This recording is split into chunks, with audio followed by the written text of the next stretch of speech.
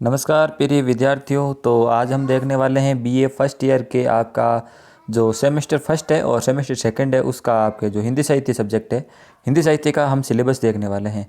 वैसे तो ये जो सिलेबस है वो एमडीएस यूनिवर्सिटी का है, अजमेर यूनिवर्सिटी का। लेकिन आप ये मान के चलिए कि जितने भी राजस्थान की यूनिवर्सिटीज़ है लगभग 99% सबका सिलेबस सेम ही है। ठीक है। और एक बार आप ये वीडियो देखने से पहले अपनी जो यूनिवर्सिटी है उसका सिलेबस डाउनलोड कर लेना, उसकी ऑफिशियल वेबसाइट से आपको मिल जाएगा। और ये जो सत्र है 2023-24 और 24-25 जो भी सिलेबस है आने वाले टाइम में सेम ही रहने वाला है। ठीक है। तो ये जो 23-24 है वो भी आपके इसी साल भी यही रहने वाला है। तो आप इसी के अनुसार अपनी जो तैयारी है वो कर सकते हैं। हिंदी साहित्य, हिंदी लिटरेचर का जो सब्जेक्ट है, इनका दोनों सेमेस्टर का हम आपको सिलेबस इसी वीडियो में बताने वाले हैं।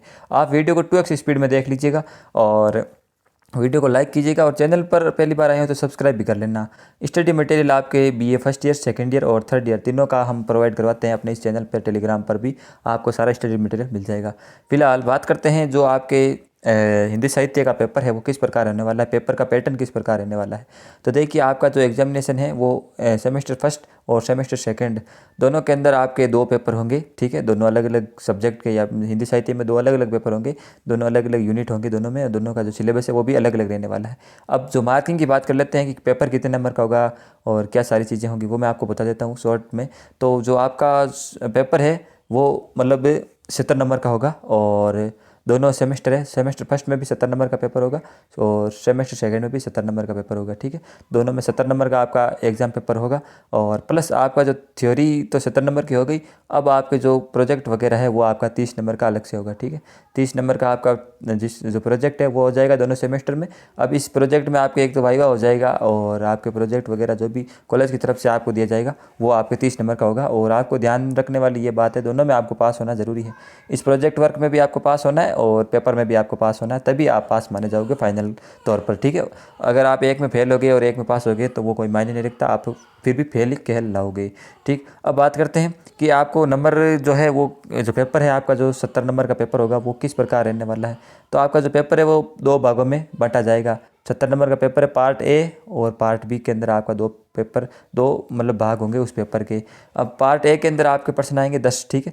जो 10% पार्ट ए में आएंगे, और आपको इसमें जो है 50 शब्दों में आपको इसका उत्तर देना है, और प्रत्येक जो प्रश्न है वो 2 नंबर का होगा, यानी हर प्रश्न 2 नंबर का है। और ये जो पार्ट ए है वो आपका टोटल बन जाएगा 20 नंबर का, यानी 20 अंक का जो है पार्ट ए बन जाएगा, और आपको 50 शब्दों में इसका उत्तर देना है पार्ट ए के अंदर। तो इस प्रकार आपका पार्ट ए तो कुल 20 नंबर का हो जाएगा। और पार्ट बी की बात करें तो पार्ट बी आपके इसमें भी 10 ही प्रश्न होने वाले हैं, लेकिन जो 10% है उसमें से आपको 10 के 10 नहीं करने हैं। पार्ट ए में तो आपको सारे प्रश्न करने हैं, 10 के 10 से 50 शब्दों के अंदर उत्तर देना है। लेकिन पार्ट बी में आपको 10 में से केवल 5 प्रश्न करने हैं। ठीक है। अब 5 प्रश्न करने हैं, और हर प्रश्न जो 5 प्रश्न है 500 के 500 आपके प्रत्येक प्रश्न 10 नंबर का रहने वाला है। तो ये नंबर जो पार्ट बी है वो आपका 50 अंकों का बन जाएगा। ठीक है। तो पार्ट ए आपका जो है वो बन जाएगा 20 अंकों का, और पार्ट बी है वो बन जाएगा आपके 50 अंकों का। इसमें आपको 10% मिलेंगे पार्ट ए के अंदर, इसमें भी 10% मिलेंगे। अब पार्ट ए में आपको 10 के 10 प्रश्न करने ज़रूरी है, इसमें आपको केवल 5 ही प्रश्न करने हैं, 10 के 10 नहीं करने हैं। इसमें प्रत्येक प्रश्न 2 नंबर का है, इसमें प्रत्येक प्रश्न 10 नंबर का है। ठीक है। तो ये 50 नंबर का हो जाएगा, ये 20 नंबर का हो जाएगा, और दोनों मिला के आपका पेपर हो जाएगा 70 नंबर का। ठीक है। और बाकी के 30 नंबर जो है वो आपके अलग से हो जो है वाइवा वगैरह जो अलग से प्रैक्टिकल वगैरह होगा उसमें मिल जाएगा, यानी प्रोजेक्ट वगैरह। ठीक है।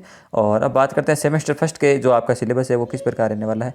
यूजी यानी कि जो आपके अंडर ग्रेजुएशन प्रोग्राम है, इसमें हिंदी जो साहित्य का सब्जेक्ट है, ये जो फर्स्ट सेमेस्टर है उसमें आपका जो नाम है वो है हिंदी साहित्य और भाषा का इतिहास। ठीक है। थ्योरी पेपर है, और 70+30 का आपका जो है रहने वाला है। ठीक है। सिस्टम पेपर का हिसाब है। अब बात करते हैं आपका सिलेबस में कौन कौन से टॉपिक है। ठीक है। हिंदी साहित्य के अंदर फर्स्ट ईयर के अंदर, और वो भी अब आपका जो टाइम है एग्जाम में वो 3 घंटे का दिया जाएगा आपको दोनों सेमेस्टरों में। 70 नंबर के जो है अधिकतम अंक आपका होने वाला है। अब बात करते हैं, ये 3 इकाइयों में आपका सिलेबस डिवाइडेड है, तो तीनों इकाइयों का हम सिलेबस बारी बारी से देख लेते हैं।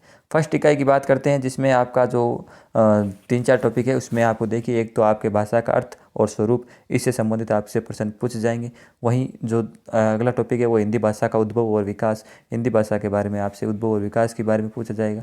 फिर हिंदी भाषा की उपभाषा एवं एवं बोलियों का सामान्य परिचय, इससे संबंधित आपके प्रश्न एग्जाम में पूछे जाएंगे। ठीक है, ये इकाई फर्स्ट की बात होगी। आपको हिंदी भाषा के उद्भव, विकास, अर्थ, स्वरूप, इसके बारे में आपसे पूछा जाएगा। और अब बात करते हैं सेकंड इकाई की। तो इकाई सेकंड में आप देखिए हिंदी साहित्य का इतिहास आपसे पूछा जाएगा। हिंदी साहित्य का जो इतिहास है वो आदिकाल से लेकर रीतिकाल तक आपसे पूछा जाएगा। आदिकाल से रीतिकाल तक हिंदी साहित्य का इतिहास इकाई सेकंड में आपको दिया गया है। अब इसमें जो इतिहास है, इस इतिहास में आपको देखिए काल का विभाजन, उसके बाद में नामकरण, कालगत की परिस्थितियाँ, इनसे इससे संबंधित टॉपिक से प्रश्न पूछ जाएगा। वही पर्वतीय एवं प्रमुख रचनाकार कौन कौन से हुए हैं इस बीच से आदिकाल से रीतिकाल तक, उनसे संबंधित प्रश्न आएंगे। और ये इकाई सेकंड में हो गया। अब इकाई थर्ड की बात करें, इकाई थर्ड में आपके आधुनिक काल में जो कविता का विकास है वो किस प्रकार है वो है। अब ये आधुनिक काल में देखिए कविता का विकास में पार्थेंदु काल, द्विवेदी काल, छायावादी काल, छायावादी उत्तर काल, छायावादोत्तर काल, नई कविता से अद्यतन। ठीक है, तो ये 4-5 काल है वो आपके इसके अंदर जो कविता का विकास हुआ है उनसे संबंधित प्रश्न पूछा जाएगा। फिर प्रमुख प्रवृत्तियाँ और रचनाकार कौन कौन से हुए आधुनिक काल में, उनसे संबंधित आपसे प्रश्न पूछा जाएगा। और इसके अलावा आपके 15 नंबर का प्रोजेक्ट है, 15 नंबर की मौखिक परीक्षा वगैरह, वाइवा वगैरह, वो सब सिस्टम होने वाला है फर्स्ट सेमेस्टर के अंदर। ठीक है, अब ये साई ग्रंथ है, आप अपनी जो रेफरेंस के लिए पढ़ सकते हैं। ठीक है, ये लिस्ट है पूरी साई ग्रंथों की, आप इनको अध्ययन के तौर पर शामिल कर सकते हैं।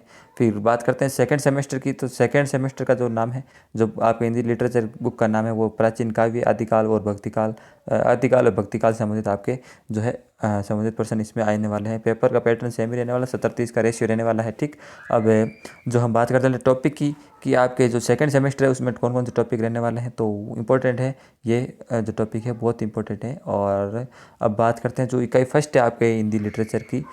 तो फर्स्ट इकाई के अंदर आपको एक तो ढोला मारू रादुआ है, उसके बारे में आपसे एग्जाम में पूछ जाएंगे। ठीक है, तो काव्य भाग है ये, तो ढोला मारू रादुआ वाला टॉपिक आपके इसमें शामिल है। इसके अलावा आपके जो कबीर वाला टॉपिक है, कबीर के बहुत सारे पद हैं वो आपके शामिल है। देखिए कौन कौन से पद हैं कबीर के, वो आप यहाँ से स्क्रीनशॉट लेकर या फिर आप वीडियो को पॉज करके आराम से पढ़ सकते हैं। ठीक है, तो ये ध्यान देने योग्य बातें हैं, कौन कौन से पद है आप देख लेना। दुल्हनी गऊ से लेकर पुरुष एक आदिवासी पद सेकंड में, बहुदिनन में से लेकर दीना तक, फिर पद थर्ड में संतो भाई आई, और यहाँ से लेकर के भैया तुम खीना, भैया तुम खीनान, तो यहाँ तक ये पद है।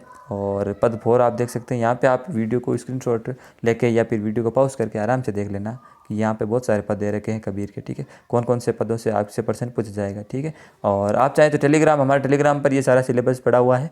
आप वीडियो की डेट के 1-2 दिन इधर उधर देख लेना, आपको उसे टेलीग्राम पर मिल जाएगा।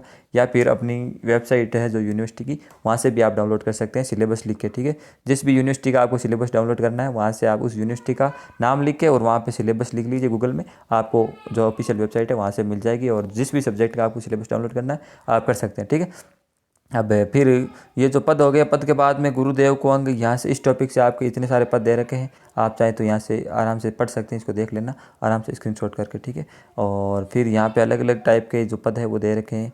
ठीक है, फिर ये देखिए पूरा कबीर के बाद में आप कबीर के बहुत सारे पद हैं, बहुत सारी साखियाँ वगैरह। अब रैदास की बात करते हैं, तो रैदास के भी ये वाले पद आपको दे रखे हैं। ठीक है, इन पदों को आपको ध्यान रखना, इनमें से आपके सवाल आने वाले हैं एग्ज़ाम के अंदर। ठीक है, तो ये वाले पद है, आप स्क्रीनशॉट लेना, आपके काम आएगा, या फिर आप वीडियो पॉज करके चेक कर सकते हैं। फिर कबीर, रैदास और अब नानक की बात आ गई है।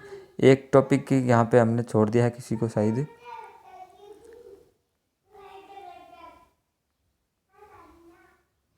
सॉरी किसी को नहीं छोड़ा है।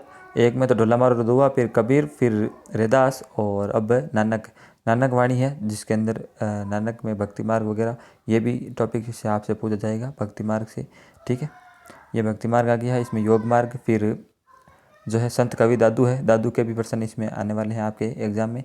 दादू जिसमें ये वाले टॉपिक हैं, ये जो वाले पद है दादू के। ठीक है, ये वाले काव्य से आपके प्रश्न आने वाले हैं। ठीक है, आप इनको वीडियो को पॉज करके आराम से इनको पढ़ लेना। ठीक है, और अब इकाई फर्स्ट की बात हो गई है। इकाई सेकंड में आपको जो है एक तो जायसी और एक सूरदास वाला टॉपिक दे रखा है। ठीक है, अब जायसी का भी प्रश्न आपसे एग्जाम पूछ जाएगा, इनके काव्य वगैरह, सूरदास के काव्य वगैरह। अब सूरदास में एक तो वात्सल्य प्रेम और गोपी प्रेम, इस टॉपिक से इस प्रकार के प्रश्न आपसे इन जो है रचनाओं से प्रश्न पूछ जाएंगे, इस प्रकार की जो है। फिर वीर्य वर्णन सूरसागर के, इसमें 20 पद हैं। फिर वात्सल्य के ये वाले पद है वात्सल्य भाव के। ठीक है, सूरसागर के, सूरदास के वात्सल्य वाले ये पदों से प्रश्न आपसे पूछा जाएगा। और वहीं आप गोपी प्रेम वाले जो पद हैं उनमें देखेंगे तो ये वाले पद है, ठीक है, गोपी प्रेम से संबंधित। ठीक, वीडियो को पॉज करके आप आराम से पढ़ सकते हैं।